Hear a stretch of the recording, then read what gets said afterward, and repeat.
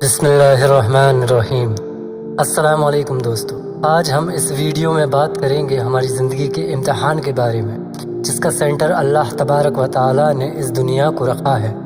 کبھی آپ نے سوچا ہے کہ جس زمین پر ہم آج چلتے پھرتے ہیں، اتراتے ہیں اور تکبر کرتے ہیں، اس عارضی زندگی پر جو اللہ تبارک و تعالی نے ہمیں دی ہے، لیکن ہم یہ بھول جاتے ہیں کہ اس کا حساب بھی دینا ہے۔ آج ہم جس گھر پر فخر کرتے ہیں، جس دولت پر پھولے نہیں سماتے ہیں، ان سب کی چکا چوند میں ہم یہ بھول جاتے ہیں کہ ایک دن ان سب چیزوں کو چھوڑ کر ہمیں جانا ہے۔ جیسے اس دنیا میں ہم سب خالیات آئے تھے، ویسے ہی واپس جانا ہے۔ یہاں سے کچھ بھی ساتھ نہیں جائے گا سوائے ہمارے اعمال کے۔ ایک دن یہی زمین جس پر ہم چلتے پھرتے ہیں ہمارا بستر ہوگی، اور یہی مٹی ہماری چادر ہوگی جس کو ہم سب حقیر سمجھتے ہیں، اور یہی قبر ہماری منزل ہوگی۔ اللہ تبارک و تعالی قرآن کریم میں ارشاد فرماتا ہے، ہر جاندار چیز کو موت کا مزہ چکھنا ہے، یعنی موت سے کوئی نہیں بچ سکتا، چاہے وہ بڑا بادشاہ ہو یا کسی گلی کا غریب ہو، یا چاہے کسی بزنس کا مالک ہو، موت سب کو آنی ہے۔ یہ بات ہم سب مانتے ہیں، لیکن اپنی خواہش نفس کے آگے جانتے بوجھتے ہوئے بھی نظر انداز کر دیتے ہیں۔ رسول اللہ صلی اللہ علیہ وسلم نے ارشاد فرمایا، موت کو زیادہ یاد کیا کرو، کیونکہ یہ تمام مزوں اور تمام خواہشوں کو توڑ دینے والی چیز ہے۔ سوچو، آج ہم زندگی میں کتنی خواہشیں پالتے ہیں۔ بڑا گھر ہونا چاہیے، ایک گاڑی ہونا چاہیے، بہت ساری دولت ہونا چاہیے، بڑے بڑے لوگوں سے مضبوط رشتے ہونا چاہیے، لیکن پلک جھپکتے ہی ایک موت کا لمحہ ہمارے سامنے آتا ہے اور ان سبھی خواہشوں کو خاک میں ملا دیتا ہے۔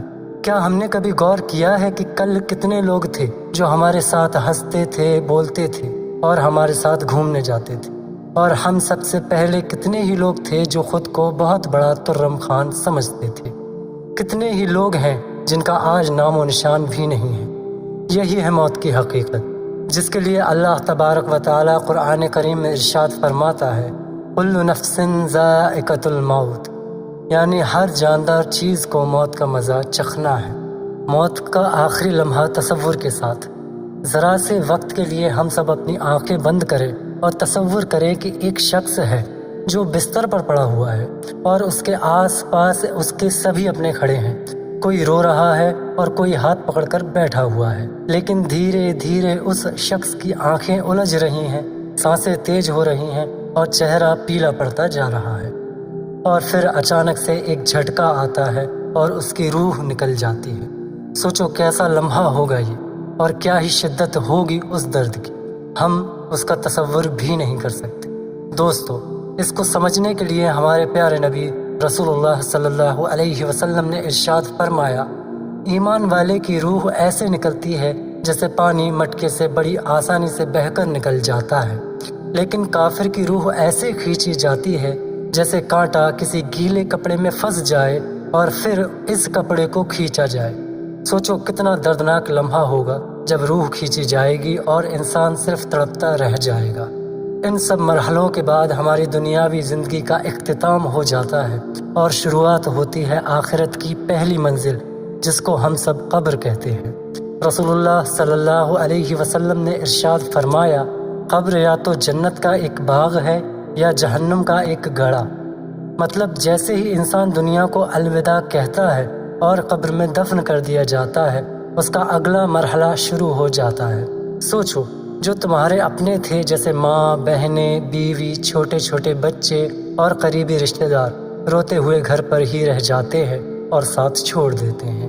باقی آپ کے والد، بھائی، آپ کے لڑکے، دوست اور آپ کے قریبی رشتہ دار آپ کو قبرستان تک لے کر آتے ہیں اور آپ کی تدفین کر کے آپ کو گھنی اندھیری قبر میں حساب و کتاب کے لیے اکیلا چھوڑ کر غمگین حالت میں گھر چلے جاتے ہیں۔ اس کے بعد اگلا مرحلہ شروع ہوتا ہے سوال و جواب کا۔ اس وقت دو فرشتے آتے ہیں جنہیں ہم سب حضرت منکر اور حضرت نکیر کے نام سے جانتے ہیں۔ سوال کریں گے، تیرا رب کون ہے، تیرا دین کیا ہے، اور اس شخص یعنی محمد صلی اللہ علیہ وسلم کے بارے میں تو کیا کہتا تھا؟ مومن آسانی سے جواب دے دے گا، میرا رب اللہ ہے، میرا دین اسلام ہے، اور یہ ہمارے نبی محمد صلی اللہ علیہ وسلم اللہ کے رسول ہیں، لیکن کافر اور منافق ہکلاتے رہ جائیں گے اور کہیں گے ہائے مجھے نہیں معلوم، اور اس وقت اس کی قبر آگ کا گڑھا بن جائے گی۔ اور ان سب سوالوں کے جواب کون شخص دے سکے گا؟ آئیے جانتے ہیں۔ سچا مومن جو ایمان والا ہوگا، جس نے دل سے اللہ تبارک و تعالیٰ کو رب مانا ہوگا، اللہ تبارک و تعالیٰ کے بتائے ہوئے احکامات پر عمل کرتا رہا ہوگا، جیسے نماز پڑھنا، روزہ رکھنا، زکوٰۃ دینا جیسی بنیادی عبادتوں کی پابندی کی ہوگی۔ غلطی سے یا غفلت میں گناہ ہو گیا ہو تو فوراً اللہ کی طرف رجوع کرنے والا اور توبہ کرنے والا، جس کے دل میں نفرت، گھمنڈ، دھوکہ نہ ہو بلکہ نیک دل والا ہو۔ ایسے ہی لوگ آسانی سے کہہ سکیں گے ربی اللہ، میرا رب اللہ ہے، دین اسلام، میرا دین اسلام ہے۔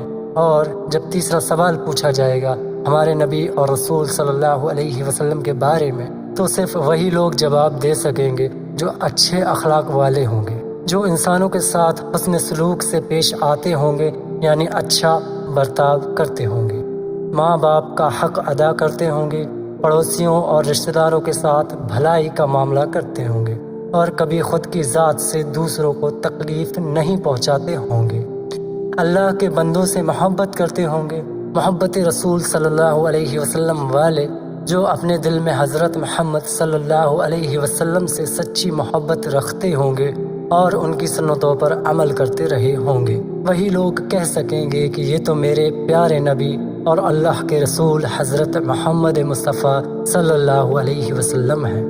اور اس کے برعکس جو لوگ منافق ہوں گے، یعنی دوہری زندگی جینے والے، زبان سے خود کو مسلمان کہنے والے لیکن عملی طور پر ایمان سے جن کے دل خالی رہے ہوں گے، غافل اور بے پرواہ لوگ جنہیں دنیا کی محبت نے اندھا کر دیا ہوگا اور انہوں نے آخرت کو بھلا دیا ہوگا، ایسے گناہگار جو توبہ نہیں کرتے ہوں گے، جو جان بوجھ کر گناہ کرتے ہوں گے اور توبہ کی پرواہ نہیں کرتے ہوں گے۔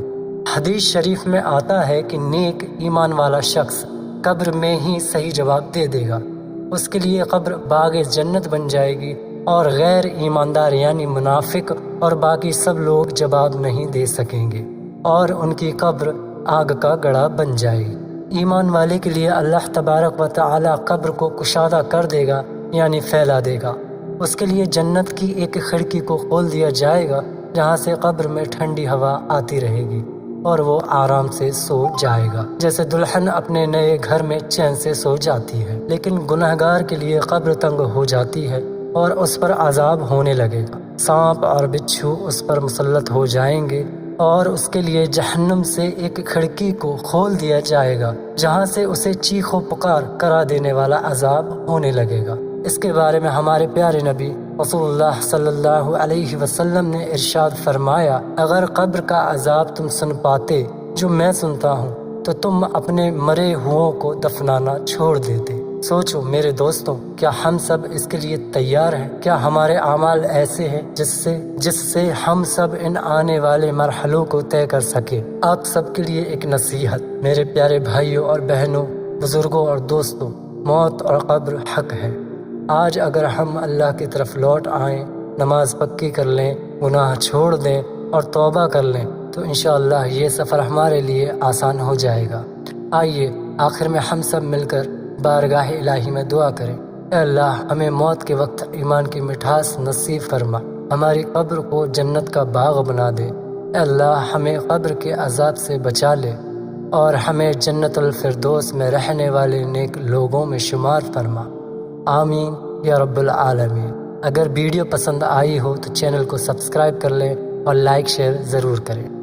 السلام علیکم۔